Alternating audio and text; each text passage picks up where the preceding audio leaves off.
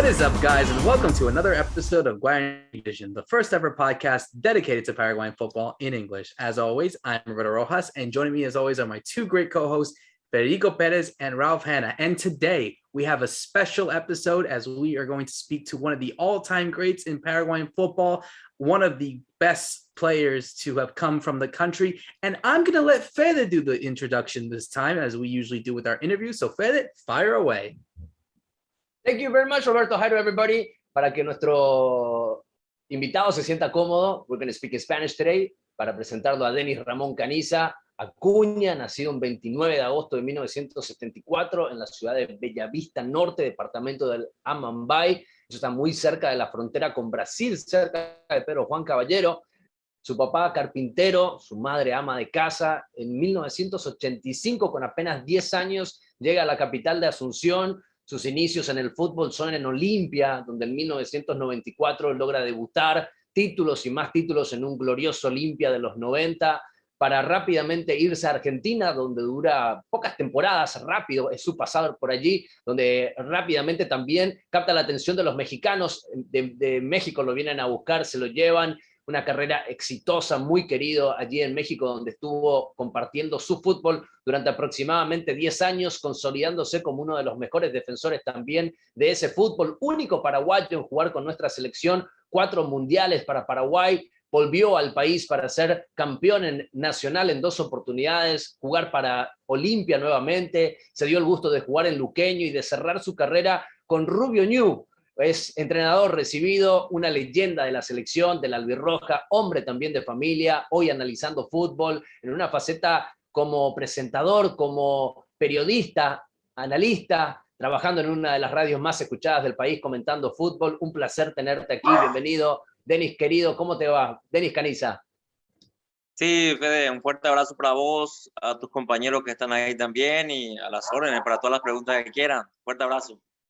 Bueno, muchísimas gracias, Denis, por acompañarnos. Antes que nada, empecemos por allí, empecemos por los inicios. Sé que has hecho muchas recapitulaciones, muchos resúmenes de lo que ha sido tu carrera últimamente, porque tu retiro ha sido tan rápido, convertirte en entrenador, hoy en esta faceta ya de analista del fútbol de la actualidad de nuestro país. Pero arranquemos por el inicio, arranquemos por ese viaje de apenas 10 años aquí hasta Asunción, de lo que pasaste en la escuela del fútbol de Olimpia y de poder llegar a primera división en una época, como yo decía en la introducción, gloriosa de Olimpia, donde quizás muchos no entiendan lo que significaba quizás debutar en un Olimpia como ese en la época de los 90. Contale un poco a la gente.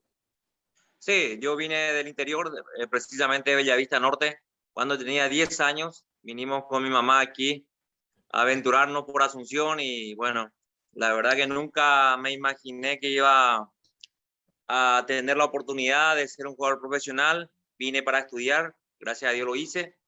Y bueno, quedaba muy cerca del lugar de entrenamiento de la escuela de fútbol Olimpia de mi casa, por eso me iba caminando y tuve la fortuna de ir a entrenar con la escuela de fútbol de la Olimpia. Y así empecé, ¿verdad? En la escuela, desde la escuela de fútbol de la Olimpia pasé todas las inferiores. No fueron momentos fáciles, pero siempre fueron llevaderas. Y nada, gracias a Dios me tenía preparado el fútbol algo muy, muy lindo.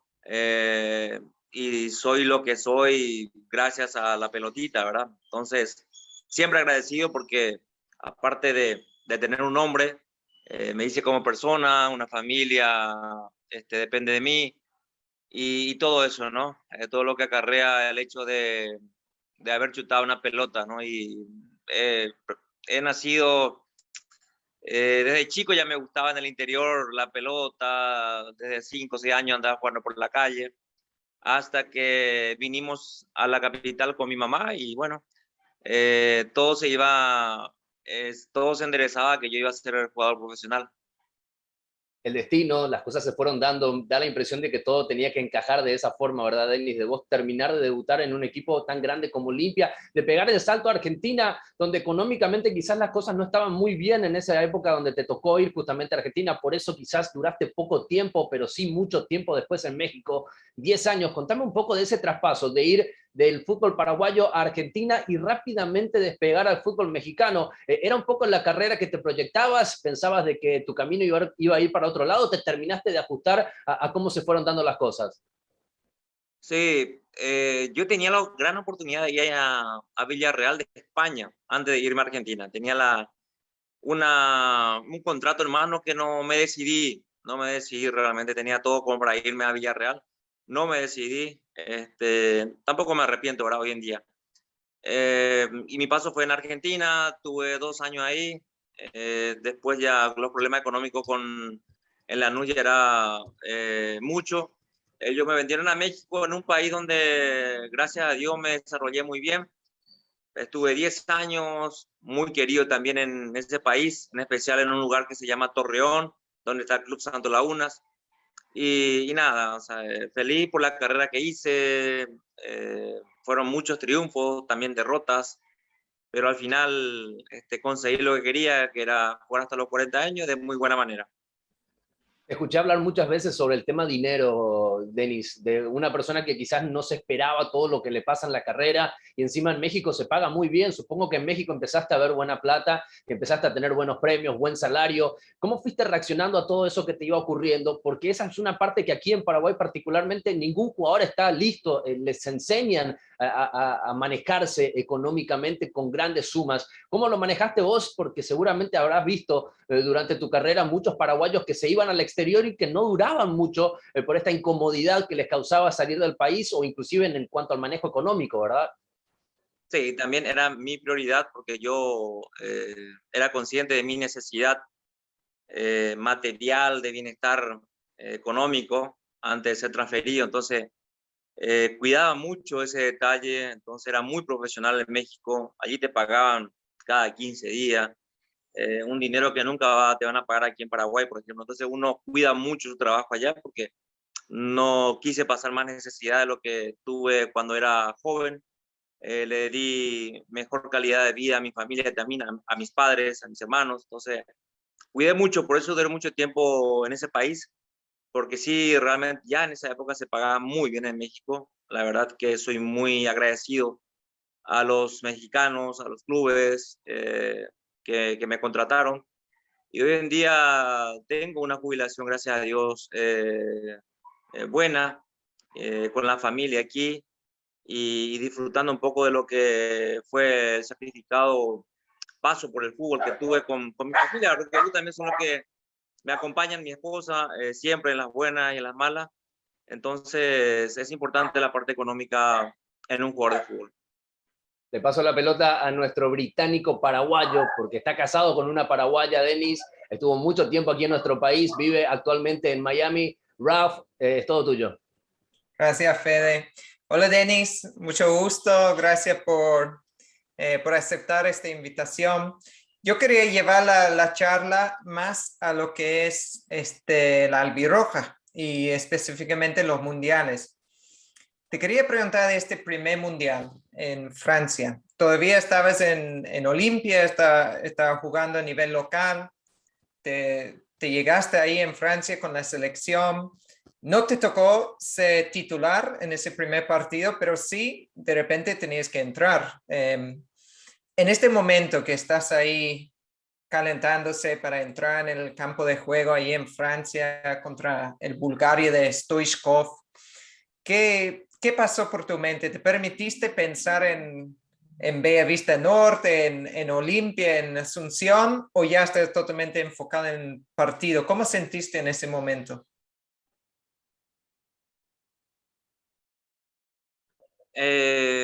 No, ese primer mundial para mí fue muy difícil porque yo era muy joven. Era muy joven y no dimensionaba todo lo que me ocurría. Era muy joven y para mí estaba en el aire. Compartir con grandes figuras del fútbol paraguayo como Gamarra, Yala, Chilaver, era para mí un sueño que poco pudieron darse ese lujo, ¿verdad? Entonces, era vivir, era intenso para mí ese mundial. A veces me pasaba con miedo a la noche de no dormir por el partido que iba a jugar, porque compartía con grandes jugadores, el miedo de no fallarles, el miedo de esa inocencia cuando uno es joven. Pero después me fui acostumbrando, mis propios compañeros me ayudaron muchísimo para que yo me sienta muy cómodo en el grupo. Y eso hizo que yo también las veces que jugaba, que no era mucho, lo habré hecho de buena manera, ¿verdad? De buena manera colaboré en algo para que la gente pudiera estar satisfecha con nuestra selección en el Francia 98. Pasándonos de Francia a Alemania, yo en 2006 yo tuve el lujo de verte en el partido contra Inglaterra, yo soy inglés, y Sí, sí. recuerdo bien este partido que aunque perdió Paraguay fue un rendimiento bastante bueno. Y estaba mirando por Wikipedia y dice que vos mides aproximadamente 1,74 m, creo. Pero Sí. ese día le tocó marcar a un Peter Crouch, que era de Peter Inglaterra, Crouch. más de 2 metros. ¿Cómo prepararon para ese partido, particularmente con Crouch, que era un jugador muy de sorpresa en ese momento, que le llevaron prácticamente solamente para ese mundial? ¿Estabas en la cancha ese día? Sí, sí, ¿Te recuerdas que hizo mucho calor ese día? sí. Y vos sabés que nosotros teníamos tanto miedo a Inglaterra en la previa, 2, 3 días antes, que cuando entramos parecía Inglaterra estaba cansado. No, era la Inglaterra que nos esperábamos.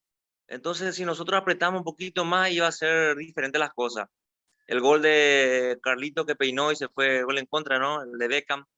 Pero era muy difícil marcarle, perdón, a Peter Crouch.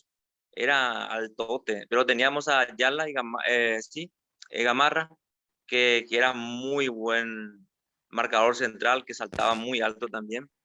Y con la ayuda, hay veces que nosotros le chocábamos nomás a Peter Crouch, no hace falta saltar con él, sino que íbamos a chocarlo un poquito para que nos pueda cabecear fácilmente. Esa es lo que nos decía nuestro entrenador. Me decía, ¿sabe qué? Chóquenlo un poquito porque es muy alto, no le van a ganar. Y con que él no cabecee, está perfecto. Los otros no hay problema de cabecea en los otros, nos decía nuestro entrenador. Y una última pregunta, pensando en los 4 mundiales y porque hasta 2010 jugabas, fuiste capitán contra Nueva Zelanda en Sudáfrica, pero ese fue un tiempo muy largo que Paraguay se fueron a los mundiales y que realmente traspasaste generaciones, o sea, terminó una generación de los Ayala, de Gamarra, pero subía otro y seguía en los mundiales. ¿Qué piensas que tuvo ese tiempo de 98 y 2010 que Paraguay pudo ir a los mundiales? Porque muchas veces un equipo pierde una generación dorada y ya no vuelve más por muchos años. Sí, esa es la enseñanza que nos dejaron los Chilaver, Gamarra, Acuña, Pepe Cardoso, Peque Benítez y muchos otros más, ¿no? Ellos fueron los que nos inculcaron a nosotros cómo teníamos que comportarnos en la selección, cómo teníamos que jugar cuando vestíamos la albirroja. Y nosotros, después vinimos, estuve yo, Carlos Humberto Paredes. Entonces intentamos traspasar el conocimiento que nos dieron los otros compañeros. De hecho, después vinieron los Villar, los Salvador Cabaña, Roque Santa Cruz. Hasta ahí creo que fue la hermosa generación de ese grupo de jugadores. Después, no sé qué pasó, no sé qué pasó, porque ya no estoy tan metido ahí en la selección paraguaya para saber por qué no se siguió los pasos que nos dejaron los ex compañeros, ¿no? Hasta los Roque Santa Cruz, los Salvador Cabañas, Ram Verdera, Santana, Paulo da Silva. Esa fue la última generación de buenos futbolistas de la selección paraguaya que participó en los mundiales. Hasta ahí yo te puedo decir del por qué llegamos hasta esa instancia, porque a nosotros nos inculcaron los Chilaver, los Gamarra, los Ayala, cómo tenemos que ganar y cómo tenemos que actuar en la selección. Bueno, yo quería obviamente hablar sobre el presente de la selección paraguaya, pero voy a dejar eso en un rato.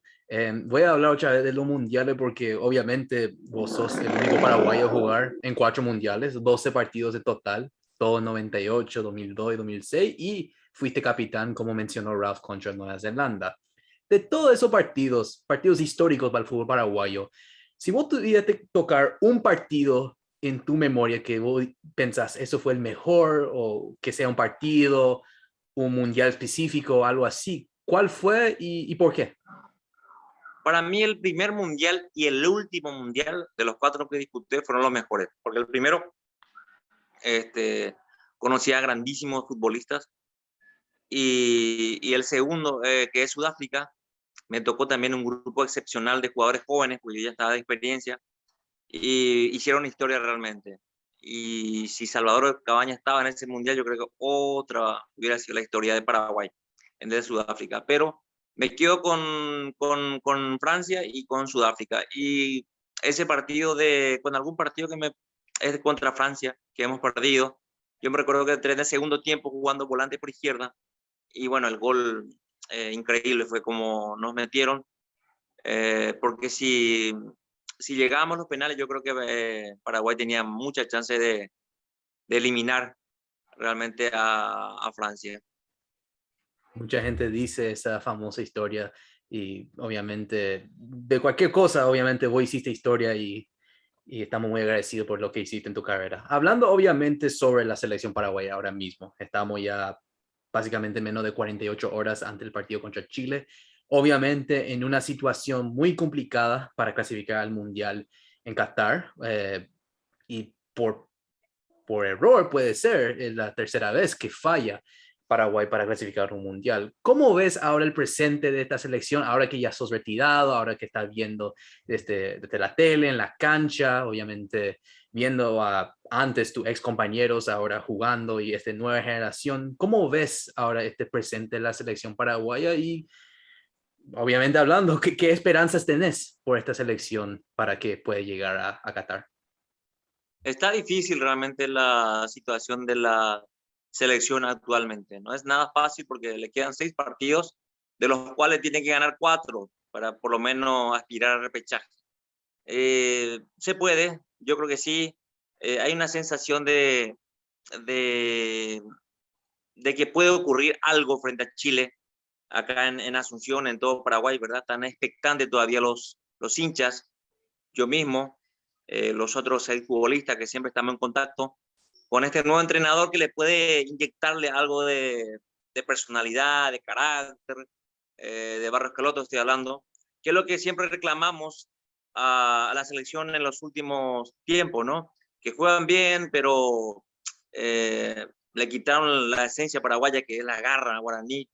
Entonces, yo creo que con este nuevo entrenador podemos nuevamente recuperar esa garra y los muchachos saben jugar. Está ahí los Romero, Tony Sanabria, Almirón, por citarte algunos nada más, que saben jugar al fútbol, que si de repente este entrenador le inculca o le pone que puedan en la cancha entrar con garra, con ganas, yo creo que podemos soñar, ¿verdad? Es difícil, pero hay que ir paso a paso, partido tras partido. Este es el partido a ganar a Chile, aquí en casa. Es factible, como también es factible que podamos empatar o perder. Así que va a ser va a una final. Paraguay si pierde está eliminado. Así de sencillo es. Y si gana, revivimos, tenemos chances. La confianza va a ser muy grande para viajar a Colombia y tratar de buscar también un buen resultado. Qué difícil ha sido el camino, Denis, hasta este momento. Lo de Berizzo claramente no funcionó. Este equipo no estaba ni siquiera pudiendo rematar al arco últimamente. La verdad que estamos todos muy frustrados con lo que se ha visto últimamente en la selección paraguaya. Vos fuiste defensor mucho tiempo, estuviste ahí adentro, jugaste en prácticamente todas las posiciones también de la defensa. Te podría preguntar por los laterales, te podría preguntar también por los defensores centrales. Hay varios jugadores que se están destacando de esa defensa. Creo que tenemos defensores en un muy buen momento. Alderete se acaba de ir ahora a España, de Alemania a España en realidad. Da la impresión de que es un muy buen aporte últimamente de lo que hemos encontrado. También el defensor de River, que ha aparecido también nacionalizado.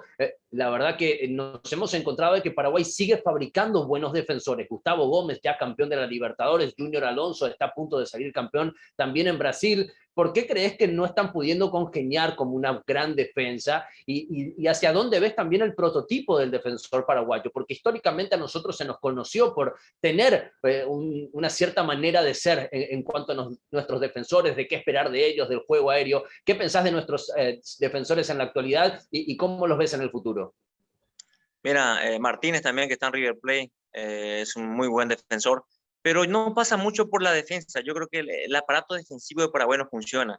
El problema de Paraguay yo creo que pasa mucho por la media cancha. Ahí es lo que no encontramos los hombres adecuados para, para generar juego y obviamente para marcar. Entonces, si tu medio campo no te responde, ningún defensa te puede soportar los ataques del rival, ¿no? Por más bueno que sean. Entonces, para mí la defensa creo que ha cumplido a lo largo de las eliminatorias. Como vos decís, tenemos muy buenos defensores, pero si somos un poco más sólidos en la media cancha, yo creo que tenemos grandes chances de brillar, de que nuestros defensores puedan brillar nuevamente, ¿no? Ya que, como vos dijiste, son muy buenos defensores que están en sus clubes haciendo bien su trabajo. Entonces, yo creo que Paraguay tiene que mejorar su media cancha para que la defensa esté más sólida. Obviamente va a ser un gran logro para Barros Schelotto si puede hacer eso en este partido contra Chile y obviamente en los partidos que vienen. Denny, quería cerrar con esta última pregunta y quería agradecerte por tomar el tiempo para hablar con nosotros aquí. Quería hablar obviamente ahora de tu presente, de lo que ahora haces. Obviamente estoy viendo que estás ahora por las redes sociales, yo te sigo en Twitter, en Instagram también, me alegro mucho de lo que haces, estás haciendo trabajo en la televisión, en el radio y también obviamente sos licenciado como técnico. Entonces, ¿cómo es ahora tu vida fuera del fútbol, digo, jugando? Y ahora en este tipo de transición en los medios, también como técnico, ¿cómo es ahora la vida de Denis Caniza fuera de poner los botines? Excelente, realmente estaba muy apagado en el fútbol y me llamó un periodista muy reconocido, el señor Arturo Ruín. Un día me llamó, invitándome para si no quería sumarme a la mesa. Le dije, pues yo no sé nada de radio, que no sé, ¿qué me está hablando? Le digo, no, veníamos a hablar en casa. Me fui y al día siguiente ya estoy en la radio, ¿verdad? Y trato de disfrutar más bien, ¿verdad? Trato de disfrutar y todo el conocimiento que yo tenga, cada vez que me preguntan, tiro. Y después también aprendí las redes sociales, que también lo estoy utilizando bastante, que veo que la gente interactúa mucho. Y nada, con el tiempo libre que muchas veces tenemos, le damos un tiempito a la afición y conversamos y nada, hay veces que mis comentarios son bastante ácidas, muy críticos de repente, pero trato de combinar con videos simpáticos y así la estoy llevando, ¿verdad? Entonces, bien, me divierto bastante en esta etapa de mi vida, con la familia, en casa y nada, vos sabés que no soy entrenador también, pero me está gustando más la idea de incursionar en los medios. Creo que siempre es necesario tener la opinión de futbolistas históricos, especialmente en el medio, porque hay mucho que capaz no le gusta hablar, pero obviamente alguien como vos que tiene ese reconocimiento me parece fantástico. Así que te quería agradecer a ti, obviamente, y obviamente voy a terminar esto en español y decir muchísimas gracias, Denis, por formar parte de esta charla. Realmente fue espectacular y yo y mis colegas tuvimos un gran tiempo. Un fuerte abrazo para vos, Roberto. Cuando quieran, sin ningún problema. Excelente. So for myself, Roberto Rojas, for Ralph Hanna, Fede Perez, and Dennis Caniza, thank you so much for listening into this special episode of Guarani Vision. See you soon.